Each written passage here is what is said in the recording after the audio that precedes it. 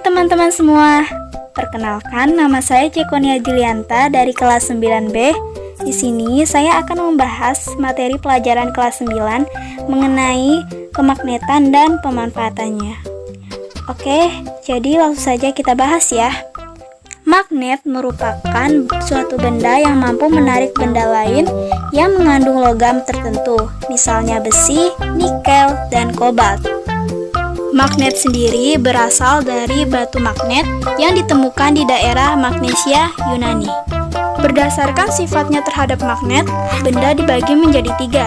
Yang pertama, feromagnetik, yaitu benda yang ditarik kuat oleh magnet. Contohnya besi, baja, nikel, dan kobalt. Yang kedua, paramagnetik, yaitu benda yang ditarik lemah oleh magnet. Contohnya aluminium, tembaga, dan platina. Yang ketiga, diamagnetik, yaitu benda yang tidak dapat ditarik oleh magnet. Contohnya emas, bismut, dan timah. Magnet juga memiliki kutub-kutub, yaitu bagian magnet yang memiliki gaya tolak atau gaya tarik terbesar. Ada 2 kutub dalam suatu magnet, yaitu kutub utara dan kutub selatan. Kutub magnet yang senama apabila didekatkan akan saling tolak-menolak. Berbeda dengan kutub magnet yang tidak senama, apabila didekatkan akan saling tarik-menarik. Selanjutnya kita akan membahas tentang teori kemagnetan. Ada beberapa teori kemagnetan. Yang pertama, bumi adalah magnet yang besar karena memiliki sifat kemagnetan. Kutub magnet bumi berlawanan dengan kutub geografis bumi. Kutub selatan magnet bumi berada di kutub utara geografis bumi. Sebaliknya, kutub utara magnet bumi berada di kutub selatan geografis bumi. Selanjutnya ada kompas dan kemagnetan. Jarum kompas tidak pernah tepat menunjuk ke arah utara bumi, karena kutub-kutub magnet bumi tidak tepat berada pada kutub-kutub geografis bumi. Ketidaktepatan kutub-kutub magnet bumi dengan kutub-kutub geografis bumi membentuk suatu sudut yang kita sebut sudut deklinasi. Sudut deklinasi adalah jarak antara ujung-ujung kutub magnet bumi dengan ujung-ujung kutub geografis bumi.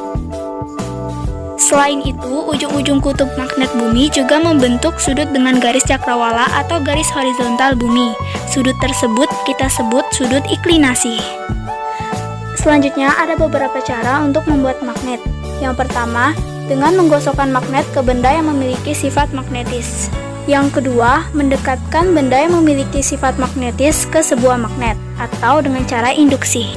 Dan yang terakhir, mengalirkan benda yang memiliki sifat magnetis dengan arus listrik atau biasa disebut dengan elektromagnetik. Cara ini akan kita pakai untuk percobaan praktek nanti. Selanjutnya, ada juga beberapa cara untuk menghilangkan sifat magnetis pada magnet. Yang pertama dengan cara dipukul-pukul. Yang kedua dengan cara dibakar.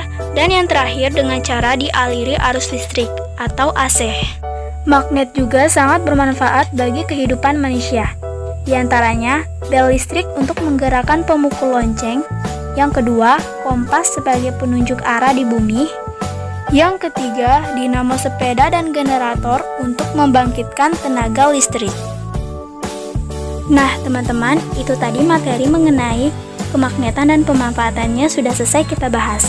Selanjutnya, kita akan mencoba melakukan praktikum pembuatan magnet sederhana secara elektromagnetik. Adapun alat dan bahan yang perlu disiapkan adalah sebagai berikut.